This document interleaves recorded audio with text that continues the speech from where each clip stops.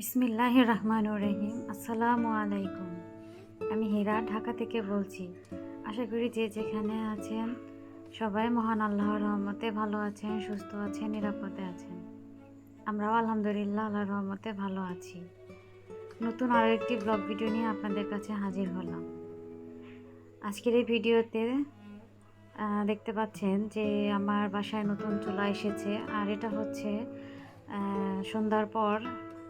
তো সন্ধ্যার পর আর কি চুলাটা এসেছে। তো আমার আগের চুলাটা ভালো ছিল, কিন্তু হঠাৎ করে আমার চুলার এক পাশের আর কি সুইচটা নষ্ট হয়ে যায়, কিন্তু ওইটা ঠিক করার কোনো অপশন থাকে না, যার কারণে আবার নতুন চুলা কিনতে হলো। তো যাই হোক, দেখি এটি কেমন লাগে। তো এটা হচ্ছে আরএফএলের। তো আরএফএলের জিনিস যেহেতু আমি ব্যবহার করেছি, সেই জন্য আবারও নিলাম। তো চুলাটা আপনাদের কাছে কেমন লাগলো প্লিজ অবশ্যই আমাকে কমেন্টে জানাবেন। আমি আপনাদের কমেন্টের অপেক্ষায় থাকবো। আর এই তো আমার চুলার আর কি মিস্ত্রি এসেছিল, উনি এসে চুলাটা লাগিয়ে দিয়েছে। আর শীতের দিনে একদমই গ্যাস থাকে না বললেই চলে। তো সন্ধ্যার পর আর কি একটু একটু দেখা যায়। তো এই যে হচ্ছে চুলার অবস্থা। তো অল্প অল্পই আগুন জ্বলছে, আর রান্না বাড়ার তো কোনো সিস্টেমই নেই, কারণ যেহেতু আমি গ্যাসে মানে সময় মতো পাচ্ছি না। তো যাই হোক, এই তো আমার চুলা লাগানো হয়ে গেছে।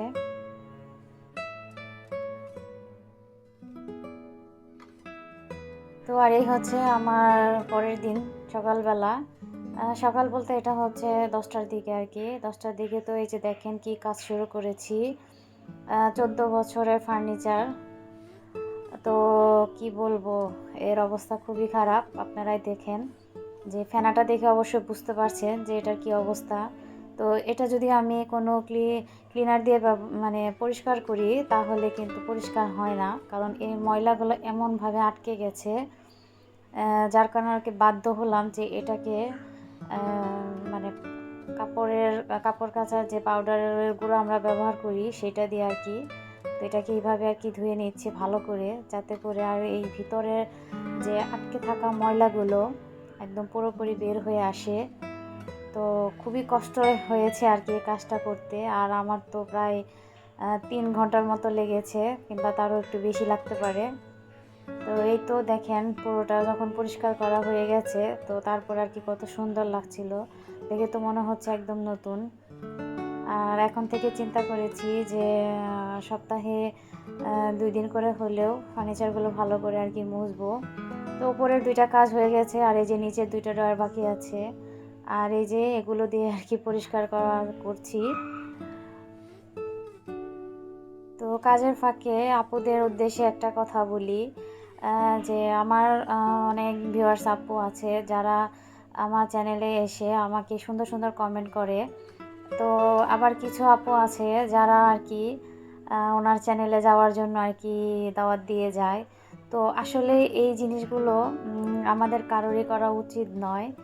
তো এতে করে আমার চ্যানেলটিতেও মানে ক্ষতি হবে, আর যিনি কমেন্ট করছে ওনারও কিন্তু চ্যানেলটিতে ক্ষতি হবে। আর আমি যে আপুদের ভিডিওগুলো দেখি, প্রত্যেকটা আপুই জানে যে আমি পুরো ভিডিওটি ফুল দেখি এবং তাদের চ্যানেলটিকে অবশ্যই সাবস্ক্রাইব করে রাখি, কারণ আমি জানি কত কষ্ট করে ভিডিও তৈরি করতে হয়। তো যে আপুরা আর কি এরকম কমেন্ট করেন তাদের উদ্দেশ্যে বলছি যে প্লিজ আর দয়া করে এরকম কোনো কমেন্ট করবেন না। আমি সবার চ্যানেলেই ঘুরে আসি এবং সবার চ্যানেলেই সাবস্ক্রাইব করে দেই। তো এটা আসলে আমাকে বলতে হয় না। আর আসলে আমি এখানে এসেছি আপনাদের ভালোবাসা পাওয়ার জন্যই। তো যাই হোক, কোনো আপুর মনে কষ্ট নেবেন না, কারণ এটা আপনার আমার সবারই ভালোর জন্য আর কি বলা। তো যাই হোক, এই যে দেখেন আমার সব মানে ওয়ার্ড্রপের যে এইগুলো ছিল, ফুলগুলো ছিল, সবগুলোকেই ক্লিন করা হয়ে গেছে। তো এই যে এটা হচ্ছে শুকানোর পরে অবস্থা আর কি।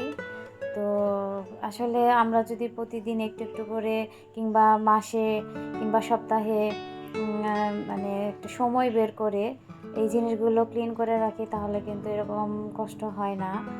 তো আশা করি আপনাদের কাছে জিনিসটা ভালো লাগবে।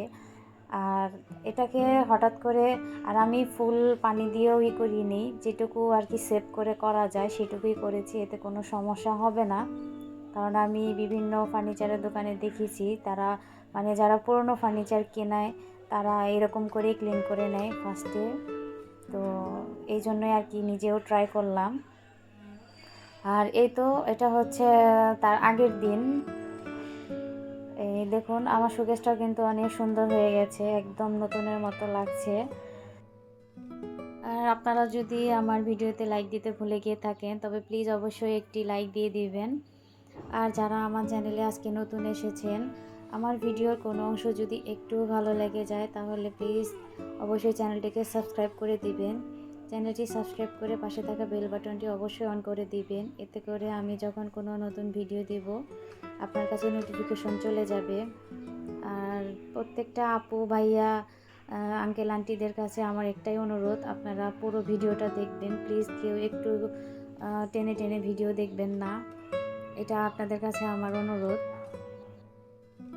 আজকে ছোট্ট একটি ভিডিওই আপলোড করা হলো। তো আজকে আপনাদের কাছ থেকে বিদায় নিচ্ছি, তবে ফিরে আসবো আগামীতে নতুন কোনো ব্লগ ভিডিও নিয়ে। সে পর্যন্ত আপনারা সবাই ভালো থাকুন, সুস্থ থাকুন, শুভকামনা সকলের জন্য।